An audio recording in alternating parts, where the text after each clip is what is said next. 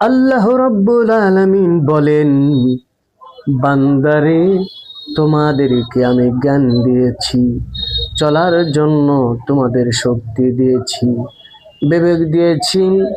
তোমাদেরকে আমি আল্লাহ তাআলা এই পৃথিবীর জমিনেতে আমার ইবাদত বন্দেগী করে যদি আসতে পারো, আমি ওয়াদা করলাম যে জান্নাত তুমি চাও, আমি আল্লাহ সেই জান্নাত দিতে রাজি আছি। বলি সুবহানাল্লাহ। সত্য হলো এটাই। এক নম্বর সত্য হলো, ইন্নাশ শিরকা লাযুলমুন আযীম, তুমি কাউরের সাথে শিরিক করবা না। কারণ হলো আল্লাহ এক, অদ্বিতীয়। আল্লাহ বলেন, ও পৃথিবীর মানুষ, আমার পরিচয় দেওয়ার জন্য, আমার পরিচয় দেওয়ার জন্য দুনিয়াতে আমি সূরা নাজিল করে দিয়েছি, সূরাতুল ইখলাস। কি বললাম? আল্লাহ রাব্বুল আলামিন বলছেন, কুল হু ওয়াল্লাহু আহাদ আল্লাহুস সামাদ লাম ইয়ালিদ ওয়া লাম ইউলাদ ওয়া লাম ইয়াকুল লাহু কুফুয়ান আহাদ। আল্লাহ পাক বললেন, এই সূরার ভিতর আমার পরিচয় পেয়ে যাবা। কারণ হলো আমাকে কেউ জন্মগ্রহণ কি আল্লাহকে জন্মগ্রহণ করেছেন, করেন নাই। কেউ জন্ম দেন নাই, তেনার পিতা নাই, মাতা নাই, তার কোনো খোদা নাই, তার কোনো ঘুম নাই, তার কোনো কিচ্ছু নাই। শুধুমাত্র আমাদের সব কিছু আছে। তাই আল্লাহ রাব্বুল আলামিন বলছেন, বান্দারে আমার পরিচয় পাওয়ার পরেও তোমরা যখন বুঝবে না, আমি আল্লাহ তোমাদেরকে ছাড় দিব না। আল্লাহ সুন্দর করে বলছেন, দুনিয়াতে তোমাদেরকে ক্ষণস্থায়ী জন্য পাঠানো হয়েছে, আবার চিরস্থায়ী তোমাদেরকে জান্নাত এবং জাহান্নাম তোমাদেরকে দেয়া সেই দিন চিরস্থায়ী করব। তোমরা জান্নাতে যেতে চাও না জাহান্নামে যেতে চাও? জান্নাতে যেতে চাও তাহলে আমার ইবাদত বন্দেগী, আমার দাসত্ব, আমার গোলামি সব কিছু করো। নয়তো তুমি জাহান্নামে চলে যাবে যদি করো গোলামি, যদি শয়তানির করো, শয়তানি গোলামি। এই যে খেলার জন্য পাগল, মাঠে মহিলা নিয়ে সে খেলাধুলা করতে আছে, সেখানে হাজার হাজার মানুষ হাজির হয়েছে খেলা দেখার জন্য। ভাইরা আমার, বন্ধুরা আমার, তাহলে বুঝুন মানুষ শয়তানের দাবিদারি করছে। শয়তান যা বলছে বর্তমান সময়ে মানুষরা তা করছে। কিন্তু ভাইরা আমার, বন্ধুরা আমার, এক সময় দেখবেন এই শয়তানের জাল অল্প সময়ের মধ্যে ছিন্ন টুকরা টুকরা হয়ে শেষ হয়ে যায়। শয়তানের সময় অল্প হয়, সময়কে বানিয়ে নেওয়ার জন্য, সময়কে প্রমিত করার জন্য, সময়কে ভালোবাসার জন্য, সময়কে মিথ্যে করার জন্য এই পৃথিবীর জমিনেতে যা আছে সকল কিছু আল্লাহ তাআলার কাছে শোভা দিতে হবে। যে আল্লাহর কাছে শোভা না দেন, আল্লাহ তাআলাকে যদি ভালোবাসেন নাই, তাহলে আপনি কখনোই ইমানদার হতে পারবেন না, কখনোই জান্নাতে যেতে পারবেন না, কখনোই শয়তান কাজ থেকে বিরত থাকতে পারবেন না। শয়তান আপনাকে ধোঁকা দেবে, শয়তান প্রবঞ্চনা করবে, শয়তান আপনার জন্য এত পরিমাণ এত পরিমাণ প্রবঞ্চনা দিয়া আপনার দিন থেকে সরিয়ে দিবে। শয়তানের কাজ হলো শয়তানি করা, আর আল্লাহওয়ালা কোনোদিন শয়তানের কাজে লিপ্ত হতে পারে না। আপনি তো মুসলমান, আপনি তো ইমানদার, আপনি তো মুত্তাকিন, ফরেজগার, সালিহিন, আপনি কেন শয়তানি কাজে যাবেন? সমর্থন দিয়েছেন, পাপ নিয়েছেন, সমর্থন দেননি, পাপ হয় নাই। শয়তানি কাজ এটা আসলে আমাদেরকে পরিহার করে চলতে হবে।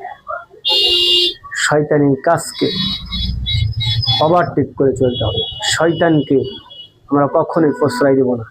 শয়তানকে যদি প্রশ্রয় দিই তাহলে আমাদের জীবন খান খান করে ফেলবে, জাহান্নামের রাস্তা দেখাবে। শয়তান কোনোদিন জান্নাতের রাস্তা দেখাতে পারে না।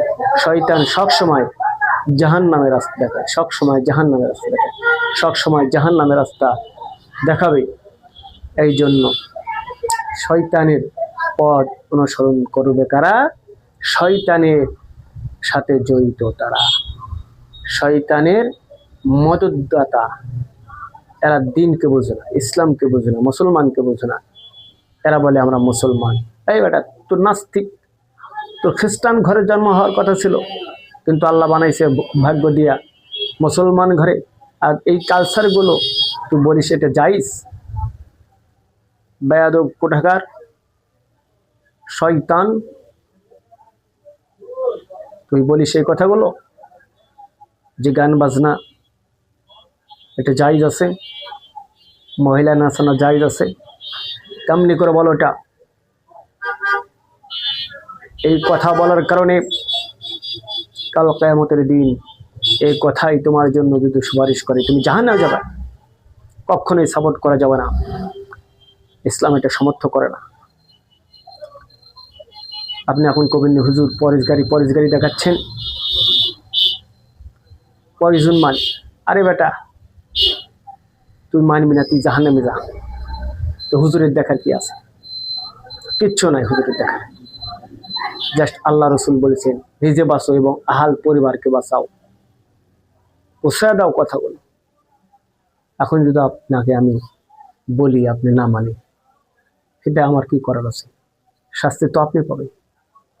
শাস্তির থেকে বাঁচানোর জন্য এইগুলো আমি বলছি, কারণ আল্লাহ রসুল বলছেন তাদেরকে দাওয়াত পৌঁছিয়ে দাও যারা খারাপ পথ থেকে ফিরে আসতে পারে এবং ভালো পথে অনুসরণ করে, তাহলে আল্লাহ ভালো কিছু দিবেন। যখন খারাপ কাজ আসবে তখনই আপনি খারাপ কাজ করার জন্য উঠে বসে লাগবেন। এটার লক্ষণ হচ্ছে আপনার ঈমান নাই, আপনার আল্লাহর ভয় নাই, আপনার প্রতি লানত রয়েছে। আপনি তওবা করুন, আল্লাহ বলেছেন তওবা করুন, তওবা করলে আমি আল্লাহ মাফ করে দেব। ইন্নাল্লাহ গফুরুর রহিম, আল্লাহ ক্ষমাশীল। আপনি বলবেন তওবা করুন, জেনে শুনে পাপ করছেন, আল্লাহ তওবা কবুল করবে কিভাবে? তওবা তো করেন না, চিন্তা ভাবনা করতে আছেন আরো পাপ করি তারপরে তওবা করব। নাউজুবিল্লাহ। আপনার স্মরণ শক্তি আছে, এটা পাপ হচ্ছে, এই পাপটা করলে আল্লাহ মাফ করবেন না। এই জন্য বুঝে শুনে ইসলামের পথে চলতে হবে, দ্বীনের পথে চলতে হবে। কোনো বাতিলের পথে চলা যাবে না, নাস্তিকের পথে চলা যাবে না, কোরআন বিরোধী কথা বলা যাবে না, ইসলাম বিরোধী কোনো কথা বলা যাবে না, ইসলাম নিয়ে কোনো কটূক্তি করা যাবে না। আলেম ওলামাদেরকে নিয়ে কোনো হাসি তামাশা করবেন না। হাসির পাত্র আলেমেরা নয়, হাসির পাত্র হলো মহান রব্বুল আলামিন। হাসির পাত্র হলো মহান রব্বুল আলামিন, তিনি শুধু হাসতে পারেন, এছাড়া আর কেউ হাসতে পারে না। এই জন্য হাসবেন, আল্লাহ তাআলাকে ভালোবাসবেন, আল্লাহ তাআলার ভালোবাসায় সিক্ত হয়ে আল্লাহ তাআলাকে এই পৃথিবীর জমিনেতে তার দিনকে প্রতিষ্ঠিত করবেন, তার দিনকে প্রচার করার জন্য আপনি ময়দানে লড়বেন। আপনি কয়দিন বাঁচবেন? ওই যে তাবলীগ করতেছেন না, আল্লাহর খাদে লড়তেছেন, এটা একটা অসংখ্য সওয়াব আছে। যারা লড়ে না, যারা বুঝে না, এটা তাদের ব্যর্থতা, এরা তাদের ব্যর্থতার কারণে আপনি দিন প্রচার যেভাবে করুন, কোরআনের যেভাবে আইন বাস্তবায়ন করুন না কেন, আল্লাহ দেখতেছেন। পৃথিবীর কেউ না দেখলেও সে আল্লাহ আপনার বাস্তবায়ন জীবনটাকে সুসংবদ্ধ করবেন এবং সুন্দর করবেন এবং সলিহীন মুত্তাকিনদের পথে আপনাকে নিয়ে আসবেন। এই বলেই আমি আপনাদের সামনে আর কথা বলতে চাচ্ছি না, কারণ সময় অনেক পার হয়ে গেছে। তাও কথা বলছি, আপনারা ইসলামের পথে আসুন, দ্বীনের পথে আসুন, কোরআনের পথে আসুন, তাহলে আপনাদের জন্য কল্যাণকর হবে। আপনারা ভালো থাকবেন আশা করি। এ বলে আমি আমার এই বক্তব্য শেষ করছি। আসসালামু আলাইকুম ওয়া রাহমাতুল্লাহি ওয়া বারাকাতুহু।